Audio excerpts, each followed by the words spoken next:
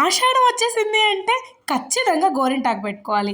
గోరింటాకు అమ్మాయిలేనా, అబ్బాయిలు పెట్టుకోవచ్చు, చిన్నపిల్లలు కూడా పెట్టుకోవచ్చు. మీలో ఎంతమందికి గుర్తుంది చిన్నప్పుడు ఇలా బుజ్జి బుజ్జి చేతులకి గోరింటాకు పెట్టుకున్నాక అమ్మ వాళ్ళు కవర్లు కట్టేసేవాళ్ళు అక్కడ ఇక్కడ పూస్తామని చెప్పి.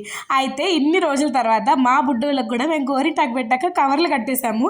భలే క్యూట్గా అనిపించారు నాకైతే. కానీ పెట్టినప్పటి నుంచి వీళ్ళతో ప్రాబ్లం ఏంటంటే నేను కడిగేసుకుంటా నేను తీసేస్తా అని రచ్చ చేస్తారు. మొత్తానికైతే కొద్దిసేపు ఉంచుకున్నారు, పర్లేదు బాగానే పండింది. ఈ పెట్టుకోవడంలో, వాళ్ళు కడుక్కోవడంలో, ఆ కడిగిన తర్వాత పండింది చూసి వాళ్ళు మురిసిపోవడంలో ఉన్న ఆనందాన్ని మనం ఏమి ఇచ్చినా కొనలేము. వాళ్ళు పెట్టుకున్నాక అమ్మ పెట్టేసుకుంది, తర్వాత నేను కూడా పెట్టేసుకున్నాను. ఎందుకంటే గోరింటాకు ఒక నైట్ నిద్ర చేస్తే పండదు అనేది మనం ఫస్ట్ నుంచి వింటున్నాం. సో అందువల్ల నేను కూడా పెట్టేశాను. గోరింటాకు అంటే ఆబ్వియస్లీ మైండ్లో గుర్తొచ్చే స్టాండర్డ్ డిజైన్ అనమాట.